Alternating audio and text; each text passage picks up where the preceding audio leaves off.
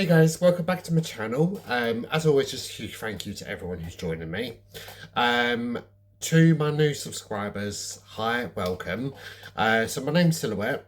I am a drag artist from Thurrock, Essex. Not a big secret. I post it everywhere, so it's not that I'm posting my actual address. So if you come over from TikTok or you just happen to stumble across me on YouTube, welcome. So I post long form videos every month. It used to be every week, and I'm working my way back towards that. It just got a little bit too much with everything else I've got going on, so I had to make a sacrifice. Now, if you can all do me a favour, like, share, and subscribe on this video, that would be really, really appreciated. Now, today's case, we're going to be discussing the Lindy Chamberlain story. Now, you probably might not have heard of her name. You may have.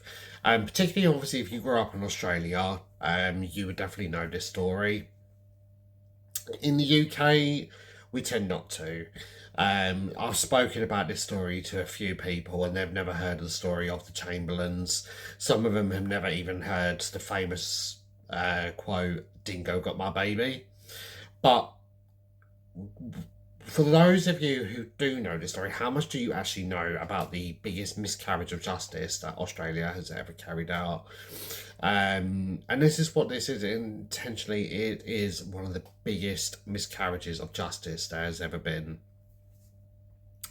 So I appreciate each and every one of you who come each and every week. If you can just like, share, and subscribe. For those of you new here, subscribe and just like and share and get this video out there. So, as always, in the beginning, we are going to be talking about the Chamberlains. But for now, I'm just going to talk about the pop culture phenomenon that the phrase "Dingo got my baby" became, because this went everywhere and is still sometimes referenced today on TV. Particularly, there was an episode of an American sitcom called Seinfeld.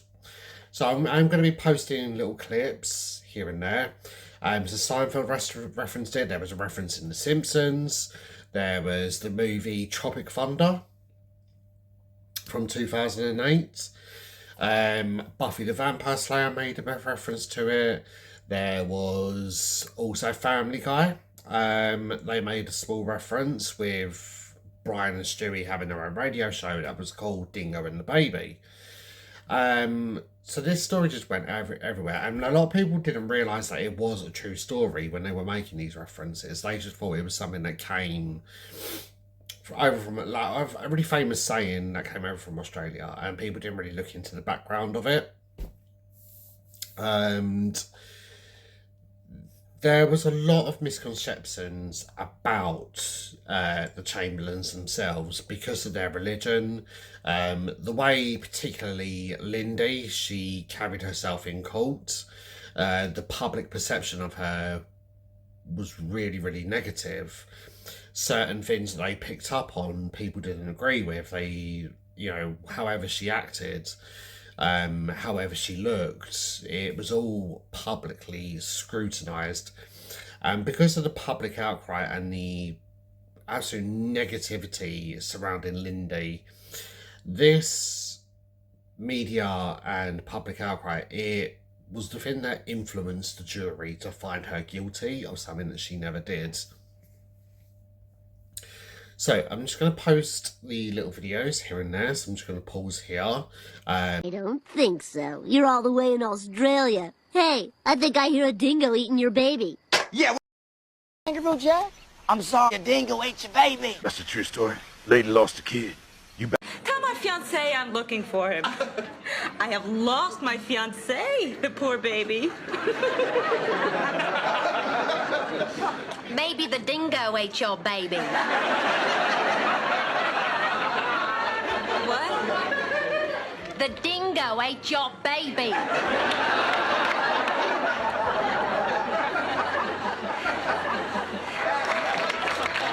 That's just a few examples of how big this story became. So like I said, as always, we're going to go from the beginning. So we're going to look at the Chamberlains' family history, where they come from, and then we're going to go into the story a little bit further. So, Michael Lee Chamberlain, so he was the father in this case. He was born on the 27th of February 1944 in Christchurch in New Zealand. And this was to his parents Ivan and Greta Chamberlain. And then we've got Alice Lynn Murchison, the mother in this case. She was born on the 4th of March 1948 in Wakatane, New Zealand. And this was to Cliff and Avis Murchison. New Zealand, absolutely breathtaking part of the world. I lived there very briefly when I was a child, around 10 years old, so that would have been 2002. A very short, brief period of time that we lived there, and from what I remember, it was absolutely breathtaking. I would love to go back to visit one day, but it's just obviously money and cost of living and whatnot. It's affecting everyone, but it would be a dream of mine to go visit Australia and New Zealand,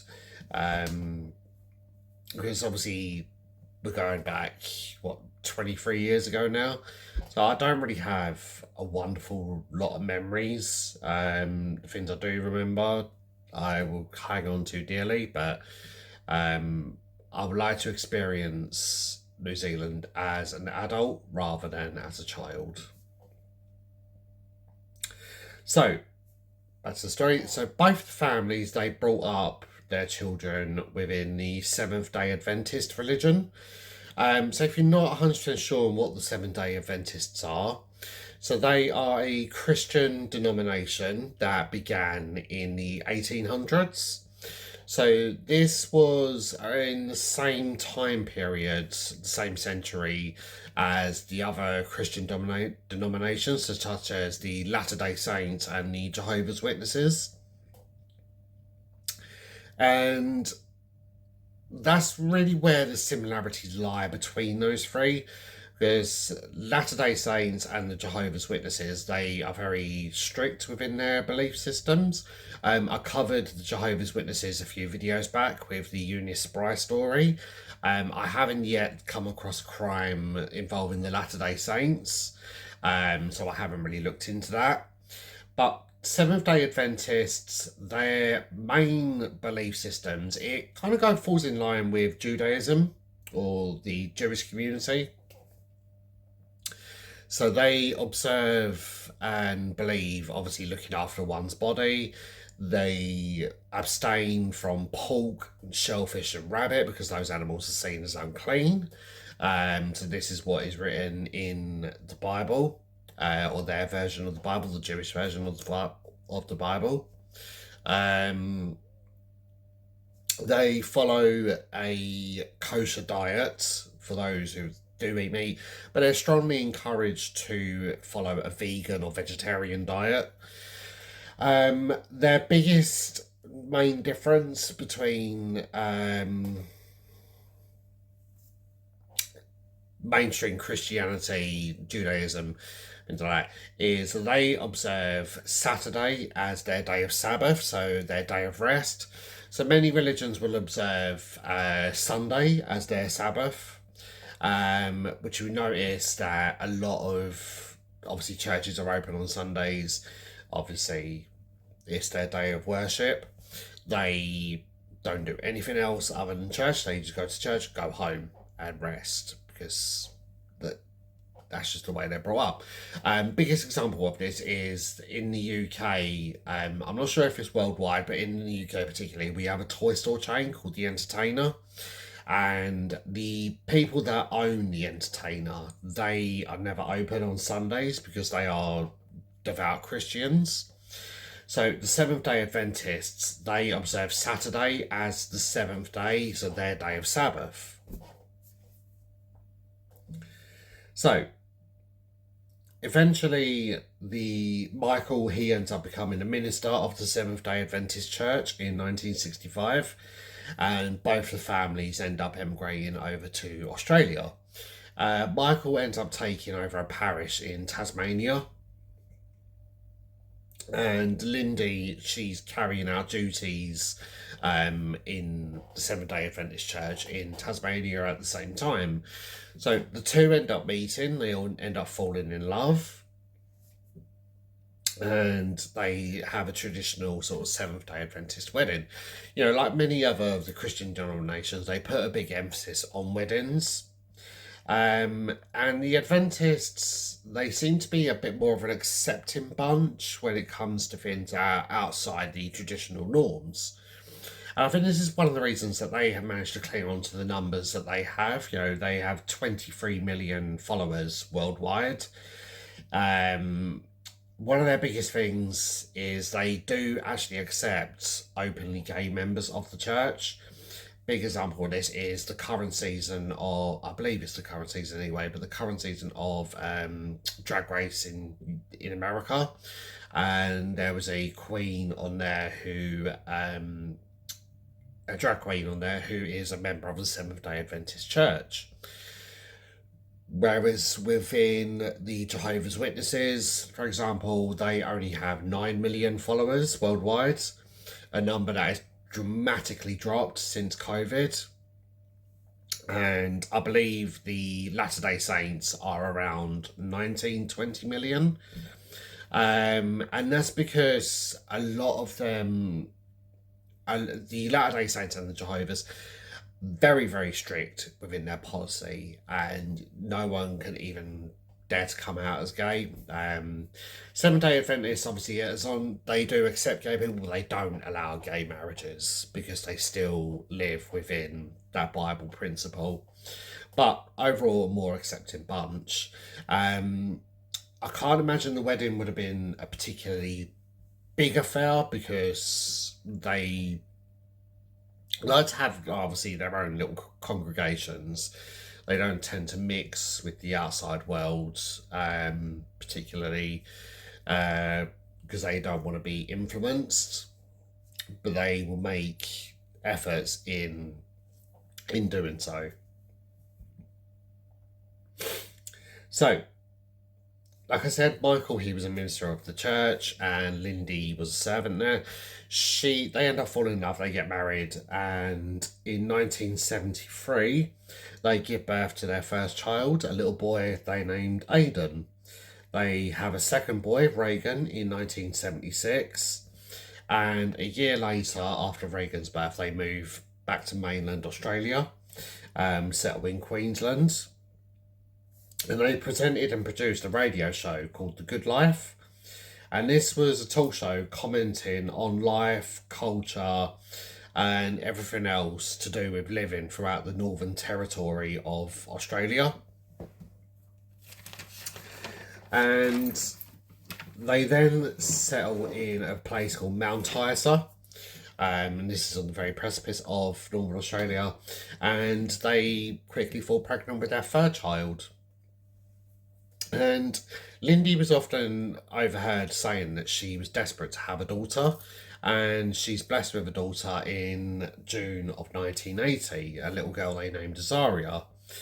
Now, this name, it translates to helped by God in Hebrew text. So obviously, like I said, Lindy was often wishing to have a daughter after having two boys. And she was over the moon. Now, a lot of people, they noticed that because Lindy was an accomplished dressmaker, she used to make wedding dresses for, obviously, her customers. She also used to make everyday sort of dresses. She was very, very great as a seamstress. She would often be seen making clothes for her daughter, and sometimes she would make black baby dresses. She had a penchant for dressing Azaria in black clothing. A lot of people thought this was really weird. But they didn't say nothing. And we're going to come back to Azaria's name meaning in a little bit. But originally, in Hebrew text, Azaria meant helped by God. So, whilst Azaria's, freshly born, the family, they were planning a little trip. So they wanted to go to Darwin Michael wanted to take a fishing trip to fish for a fish called barramundi. And Lindy made a wish and expressed a wish to go visit Uluru or Ayers Rock. So she had previously visited Ayers Rock in 1964, so she was around 16 years old. And they planned to camp at Uluru about 3 days before moving on to Darwin for the fishing trip. So on August 16th, they arrived there. Everything's fine, you know, they're just having like general everyday sort of chit chat with the other campers. So this Ayers Rock, there is a famous camping site around there, and it just people camp out at night, watch obviously all the stars over Ayers Rock, and you get a great view, great sense of community.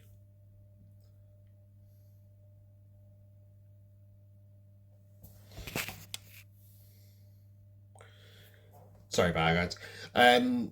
So you get a great view and great sense of community within this little camping site. Now, what was particularly noticed was the abundance of dingoes that was around, and there have been records up that point of dingoes attacking people, and it didn't help that people were obviously feeding the dingoes, so the dingoes weren't getting that natural fear of human beings. They were becoming more inquisitive. It's the same thing that's happened in the UK over the many years with foxes. So where people were feeding foxes, the foxes were getting a little bit more brave, and they were actually entering homes. And it did end up at one point, a little baby girl, she was attacked in her bed by a fox. And it was just simply because people were going out of their way and feeding the animals, and so they weren't getting that natural fear instinct. So 17th of August particularly, Michael observed the dingoes getting closer and closer to the campsite. He even ends up feeding one of them a bit of bread himself.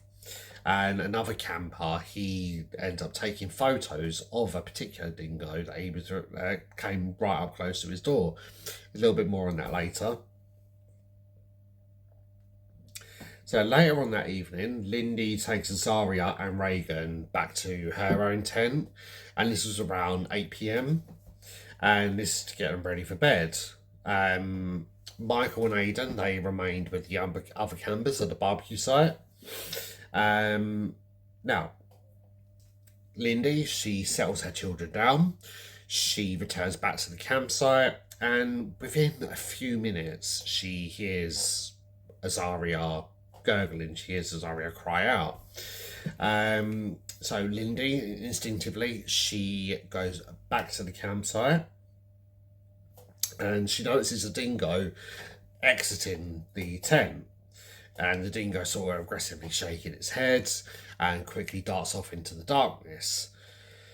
Lindy notices that obviously the dingo is carrying something in its mouth, but its head is quite low, and with Ayers Rock being quite dark at that particular time, she's really worried. She's thinking, oh shit, like what's happened? So she rushes into the tent. She notices a bit of blood. She notices her baby is missing. She runs out of the tent and she screams, "A dingo's got my baby." No one really can comprehend what she's saying. She keeps saying it. She asks for a tool. She runs off into the direction that the dingo has gone, into the darkness. And the group then obviously get together. They begin searching as well. And this includes Aboriginal trackers. Nothing turns up. No one can find anything, any traces. So soon the story breaks out and immediately spreads like wildfire throughout Australia. No pun intended. I know Australia had a really bad wildfire a few years ago, so that was probably a little bit insensitive, but it's just the same that we say in the UK.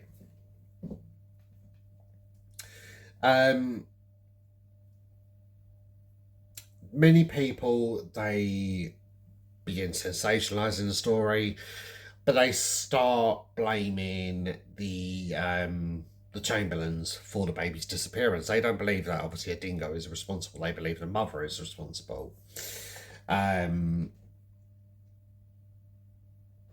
Now, many speculated a little while later on that Azaria's name, it didn't mean held by God. They actually believed it meant sacrifice in the wilderness. So they theorised that Lindy, because she had chosen the name Azaria, Lindy and Michael had taken Azaria out there to sacrifice her to the Seventh-day Adventist God. Because a lot of people didn't really understand the Seventh-day Adventist religion. Strangers, they would accost the two boys on the streets and ask them, you know, what has happened to your little sister? Like, you know, you can trust us, you can tell us, but what has happened to your little sister? Bearing in mind, obviously, Reagan would have been 4 at this point, and Aidan would have been 7. Incredibly confusing time for both of the boys. Now, one common complaint was that Lindy, throughout the whole ordeal, she appeared very cold and very stoic. And as time went on throughout the years, up until the point that she was going to cold, she remained very cold and stoic. She later said herself that if she appeared to smile, she was a cold, heartless bitch. If she cried, it would be tears of guilt. It wouldn't be tears of grief. Whatever she did, it was all scrutinised in the media against her. So that's why she tended to appear very cold and stoic and give very short, snappy answers. The public particularly, they didn't like the fact that both Lindy and Michael were on file saying that Azaria's death was by the hands of God. It was God's fate, it was God's will for their baby to die.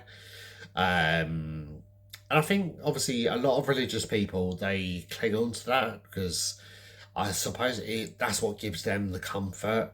I don't know 100% if anyone does know that, then feel free to comment down below, but I believe that is the case. I think that's just what gives them the comfort, and it's just an easier way of accepting things for them.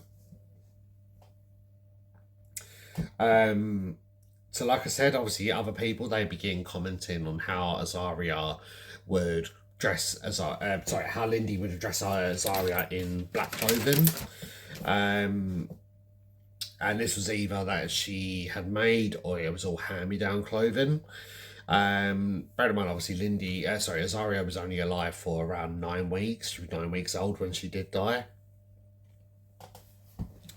So, the first inquest into Azaria's death, this took place in December 1980 and went on into February 1981. This was in Alice Springs. Now, the coroners and the judge, they initially accepted Lindy and Michael's story. They accepted that both of them had nothing to do with Azaria. And they initially cleared them of all charges. They were free to go. A death certificate was not issued at the time. This is going to come a little bit later. But initially, there was no suspicion from the courts on Lindy and Michael. However, behind the scenes, police were still working on the case. They believed that Lindy was responsible. In particular, Lindy was responsible. Now, this led up to the police taking this to the court. They eventually put together this case file. They take it to the court, and the court recall Lindy and Michael. So the prosecution, they put forward the theory that Lindy had gone to the tent while no one was looking. So she's taken the 2 children to the tent, Reagan and Azaria, settled them down, come back to the barbecue. She then, a few minutes later, slipped away from everyone without them realising, gone back to the tent, picked up her 9-week-old daughter, she's changed her clothing just before that, sorry. Then picked up, obviously, Azaria, took Azaria to their car and sat in the passenger seat. She then pulled out a pair of scissors and she's cut Azaria's throat and somehow removed the head. She's then put the baby into a camera bag, cleaned up the car, because obviously once you've removed the head, you're going to cut on into the carotid artery, which is going to spray copious amounts of blood everywhere, and that's why they look at blood splatter with things like this. She's put Azaria's body in the bag, she's cleaned the car, she's gone back to the tent to clean up and rechange her clothes, picked up a can of beans for Aiden, her oldest boy. She's put blood splatter around the tent. She then returned to the campfire without raising suspicion, and all of this was meant to have taken place within a 10-minute time frame. That's right, 10 minutes she was meant to have done all this and done like a whole forensic cover-up of her story. Now, all the while, Lindy maintained on what clothes she was 100% sure on what clothing she had dressed Azaria in that night. She said that it was a white jumpsuit with a pale yellow trim with little singlets on it, and a white button-up matinee jacket and matching white booties. Now, a week after Azaria's disappearance, the jumpsuit was found with the booties and her nappy, but there was no sign of the matinee jacket. So a lot of people believed that Lindy was just simply making up this jacket. She, obviously they could prove that, yeah, she was wearing this white jumpsuit with the yellow trim and the singlets, but she was making up this matinee jacket. This matinee jacket was nowhere to be seen. And these clothing items, they were sent over to London to be tested by a doctor by the name of James Cameron. So obviously not mistaking him for the Titanic director. This was a different kind of person, completely different field. So his name was James Cameron, and he concluded that the soil on the clothing was consistent with the pH of the soil at the camp, but it was inconsistent with the soil where the clothing was found. He said that there was no evidence of saliva on the clothing. The absence of saliva was said to have been because it was quite heavy rainfall that time of year. So bearing in mind, if you are watching in the UK, some people are not already aware of this little facts. A lot of people are, but around this time of year, August, I believe it would be going into Australia's autumn winter, I believe, whereas in the UK we're in summer. And so obviously Australia, when it comes to December, that is their summertime, this is our winter time. So obviously complete different opposites. A lot of people, you'll be surprised, a lot of people don't actually realise that. So at the particular time in the outbacks, there was quite a lot of rainfall, and so the absence of saliva was said to have been washed away by the rain. He said that the marks around the neck of the baby girl, they were made by the scissors. They definitely were not made by animals' teeth. He said that the jumpsuit had been done up to the neck and remained so as Azaria had bled out. Now, Dr. Cameron then said that the 2 buttons had been undone before the clothes had been buried. He used fluorescent lighting and said that there was a presence of a palm print which belonged to a small human, particularly a woman. Some animal hairs were also found, and this was on mixed in with the contamination of vegetation. The animal hairs, he put them down to either a domesticated dog or a cat. And the Chamberlains didn't own either of those pets at that time. They didn't have a dog, they didn't have a cat. Now, it was claimed that the clothes at the time, they were not found sort of strewn around. They were actually neatly folded into the earth. But other witnesses who came across, it was like a big search party that came across the clothes, they said they weren't folded. So there was definitely something wrong there, that there was two different things, either folded or not folded. So I don't understand why someone would say that they were neatly folded. So it was definitely a big, massive thing that they were trying to fix Lindy up for this. They wanted to go for the biggest sort of assurance that they could get her charged. Now, the clothes had been found adjacent to a path near the base of a rock, and this was very adjacent to a dingo's lair. Now, Dr. James Cameron, he also had a very checkered history, shall we say, with his line of work.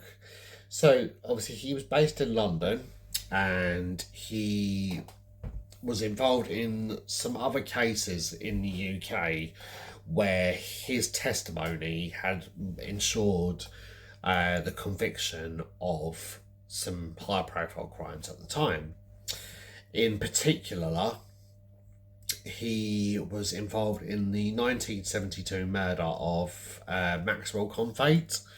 So Maxwell was a artist, and he'd done a little bit of drag. There was talks about him possibly being transgender at the time, but a lot of people just used his birth name. I haven't really looked into it, so I don't know what name he was going by, so that's why I'm saying he. So I'm not 100% sure on the absolute specifics of that case. What I do know is that it happened in Catford in London, and Dr. Cameron actually gave a little bit of wrong evidence at that trial, which secured the conviction of 3 young boys who were completely innocent. And eventually, once that truth came out, the boys were released. Now, many of the campers that were present at the night, they come forward to speak on behalf of Lindy, because they saw what happened. You know, many of them came forward and said that they definitely heard Azaria crying, but Lindy was standing next to him. So Sally Lowe said that she was with Lindy at the fire when she heard Azaria crying. Judith West, she testified that she definitely heard a low, throaty dog growling. Now, when Lindy spoke, she stated that when she heard Azaria crying, she instinctively went back. Her mum mode went into overprotective mode. She rushed back. She saw the dingo emerging from the tent, carrying something in its mouth, but its head was hanging quite low into the dark, so she couldn't really see what it was carrying, but she noticed that the dog was shaking its head quite aggressively. She shouted, that's when she put 2 and 2 together, she shouted, "A dingo's got my baby." She runs into the tent to see Azaria was missing, and she runs out looking for the dingo. And Police Detective Sergeant John Lincoln then gives evidence. He took photos of large paw prints only a few centimetres from Azaria's cot, and he found what he believed to be blood on the outside of the tent. Sally Lowe said that she brought Reagan from the tent, and she observed a pool of blood in the tent that was around 6 foot 4 inches. But again, the police tried to dispute this as just a few drops of blood. There definitely wasn't a 6 foot by 4 inch pool of blood on the floor. But Police Constable Frank Morris, he gave evidence, obviously, like I said, that there was only a few drops. When when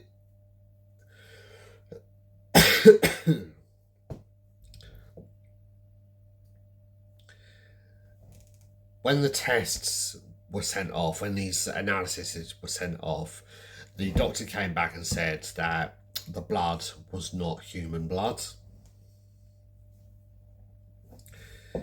Now, next to step forward to help was a man called Les Harris. He was a president of the Dingo Foundation.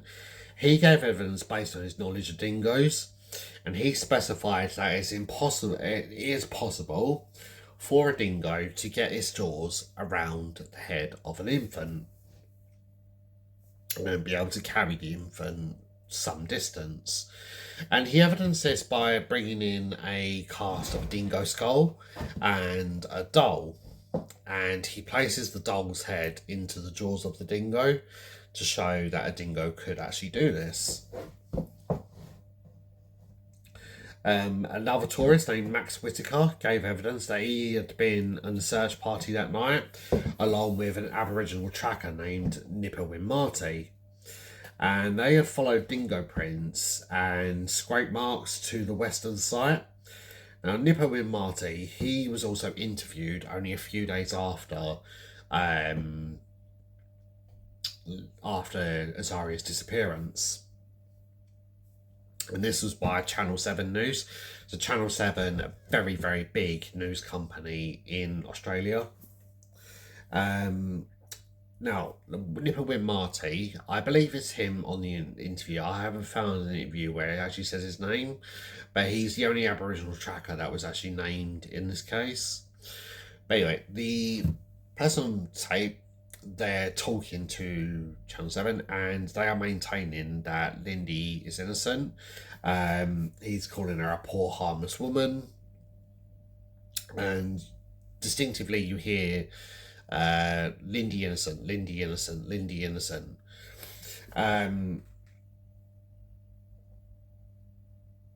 Both of Max and Nipper's accounts were eventually discredited in court. And Nipawin Marty, particularly, his interview with Channel 7 never made it to air. It was filmed and then it was put into a vault for many, many years. And what other reason have they got to do that other than to discredit Lindy and Michael and put her away for something that she never did? Evidence was also put forward of human interference with Azaria's clothing. So some reports said that the clothes were found neatly folded, like I said, but Wallace Goodwin, who was a camper, said that he was the one who found the clothing, not the police. They said that he found the jumpsuit undone. He found the clothes were lying quite naturally, and that the singlet of the clothing was beside and not inside the jumpsuit. And the jumpsuit had 2 buttons undone. However, Constable Frank Morris said that it was 4 buttons undone, and the singlet was inside. Now, Frank said that he actually picked up the clothing to check them if they had any human remains and returned them to the ground to then photograph them. And this is when the singlet had been placed inside. Something that Lindy said that she would never actually do. If she had done this and discarded the clothes, so when she used to dress Azaria in these clothes, she would never put the singlet inside. She would always make sure it was on the outside. So obviously a singlet is something that you can remove off the baby grow and put it where you want. It was argued that a dingo wouldn't know how to undo the clothing to pull the baby out. However, another person come forward from an Australian zoo They happened to have dingoes in captivity at the time.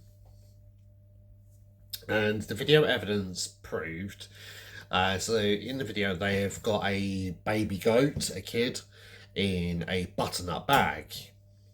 They put the kid in the enclosure with the dingo, and the dingo is seen working the buttons with its paws, and it manages to undo a couple of the buttons before pulling the goat out of the bag, and so this discredited that claim. Dingoes could work things with their paws. Obviously they don't have opposable thumbs, but they are able to manipulate things using their paws, very dexterous. Now, when examining the Chamberlain's car, prosecutors claimed that this is where Lindy had killed Azaria. Now, the car tested positive for fetal hemoglobin, or blood. So, blood is obviously our blood, human blood, is copper-based. Iron-based, sorry. Which obviously is the reason why blood is red. When obviously rust comes off things, it always has that sort of red tint to it, because rust has iron, blood has iron, which is why it's called hemoglobin. On the flip side, just for example, obviously we are aware squid and octopus have blue blood because they are hemotoxin. Their blood is copper based, which is why they have blue blood. So the forensic analysis, this was led by a woman called Myra Fogarty, and she was the one who said that this was definitely human fetal blood. Myra had actually only worked in forensics for 3 months at that time. And it's not to discredit Myra, but I don't understand why they would put someone so freshly new in her particular expertise on a case such as big as this. You know, she should have been with someone else who had a few more years under their belt, to give her time to learn. 3 months, 12 weeks, however many days, simply not long enough. Her biggest find was actually a coin that was under the passenger seat of the car, and it emerged with much evidence that wasn't shown at the trial. 1 minute, they said that obviously the coin was just actually saturated in blood, but the blood had got literally everywhere in the car, and Lindy had made some sort of attempt to clean it up, but not a good enough attempt.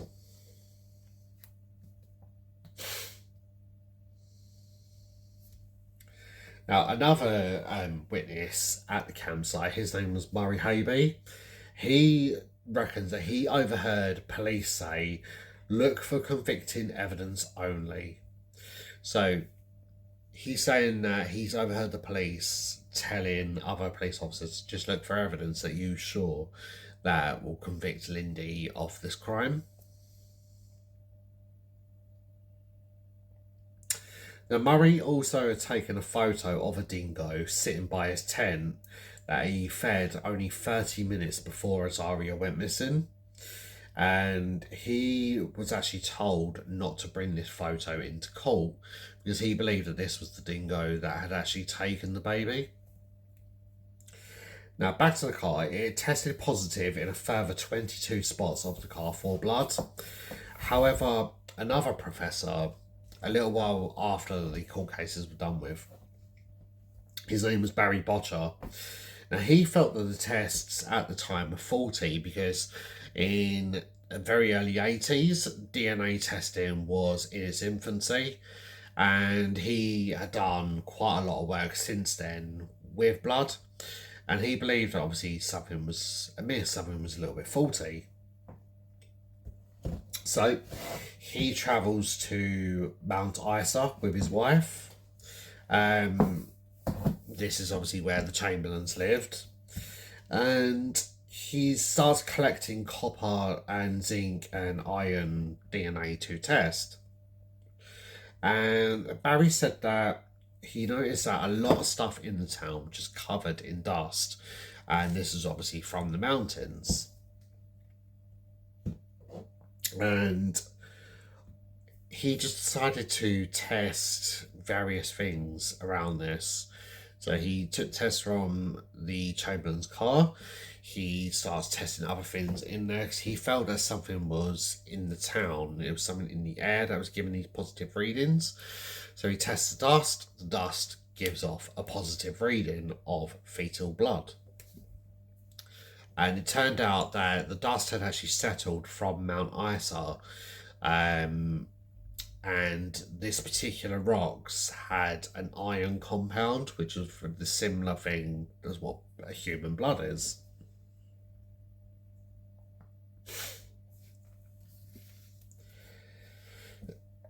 So Barry's evidence, it wasn't initially given at the trial until much later, but it did help in securing the conviction that we were all hoping for a little while later. Now, in September 82, Lindy, she's now 7 months pregnant with her fourth child. She's actually found guilty. So the media and the public perception of Lindy had influenced the jury's attitudes towards Lindy. And they find her guilty of Azaria's murder. She's sentenced to a whole life order with hard labour. And Michael, he was also charged as being an accessory to murder. He's sentenced to 18 months suspended. And this is just due to the fact that obviously he had to look after the two boys. Because he didn't directly kill Azaria, he just hid the fact for his wife that they felt he still had to be there for his boys. So Lindy, she was taken to Berrimar Prison in Darwin, and 2 months later, on the 17th of November, she gives birth to her second daughter, a little girl she calls Carlia. And Lindy was only given 1 hour to spend with her new baby before Carlia was taken away and given to Michael. Now, after this conviction, Michael attempted twice to appeal the sentence. Both these appeals were thrown out by the courts. And this was by February of 1984. Now, it was another further 2 years before the police looked back into this case. So in February of, February, 1986, sorry guys, I just went a little bit blurry there. I couldn't see the difference between January and February for a moment. So 2 years later, in February 86, a search goes underway to find the body of a British backpacker by the name of David Brett, who was 31. Now, David was staying in the same sort of site around Uluru, and he decided to go mountain climbing one evening. And as it got steadily darker, he ends up falling off Ayers Rock and he dies. And it took quite some time. I think it was around 6 or 7 days for people to find his body. So during this search for David's body, and they go around the back of Uluru and they notice some dingo lairs. This is where they come across the matinee jacket that the police were convinced never existed. So in the earth, after 6 years, they find this little matinee jacket. This evidence alone is what secures Lindy's freedom from jail. The tests, so obviously they sent off the matinee jacket for testing. They don't use James Cameron this time. They send it off to a new person, and they confirmed that this matinee jacket had belonged to Azaria. Azaria had been wearing it the night that she had died. And eventually Lindy is released from prison, and this was on the 7th of February 1986. Now, a year later, a royal commission, they begin investigating what went wrong. Why was this such a big miscarriage of justice? Other than the public perception persuading the jury, why was this such a big miscarriage of justice? So it was admitted by the court that they relied on the jury, who had been persuaded by the media, and that with DNA still in its infancy at the time, things just got a little bit fuddled. Obviously, they looked at James Cameron and they delved into his history. They found out about, obviously, the 1972 murder that he was involved in, or helped conviction of, and found out that he had made a mistake in that particular time frame as well. Eventually, this goes on until September 1988, and Lindy and Michael were then acquitted and their convictions were overturned. They eventually were awarded $1 million in compensation, which is really nothing. Like, comparing what they had done to this woman or to this family, but particularly Lindy, you know, she spent 4 years of her life in prison. She had her baby taken away from her in a prison cell. She had to miss the first 4 years of her daughter's life. She had to miss the next 4 years of her two sons' lives. All the while, she knows that she's innocent, but she's getting treated like lowest of the low.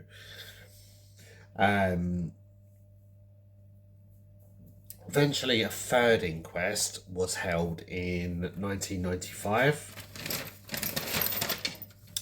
And this was just basically described as a paper inquest because not much evidence had been put forward for it.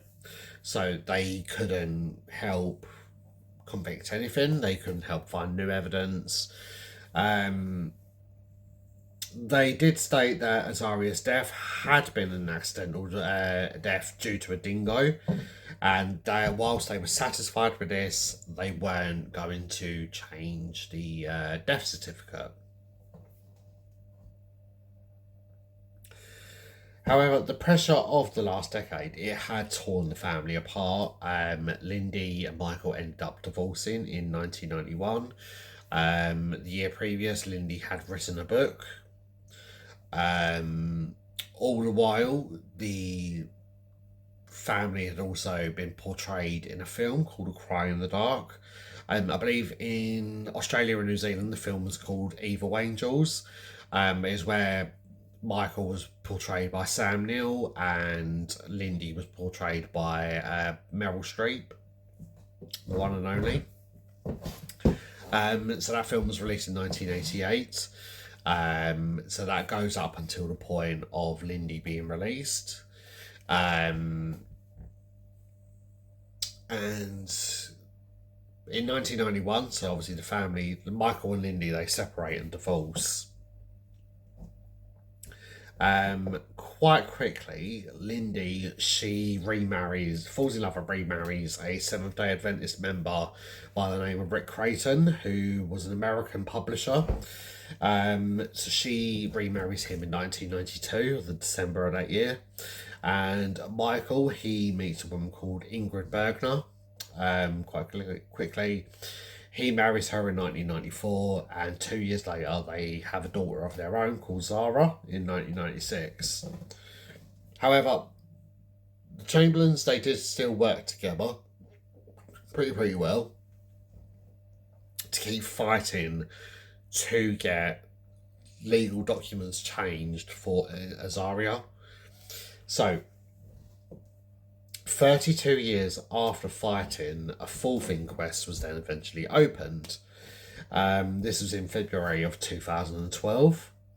Now, this was with the them looking at fresh new stories and evidence of dingo attacks at Uluru.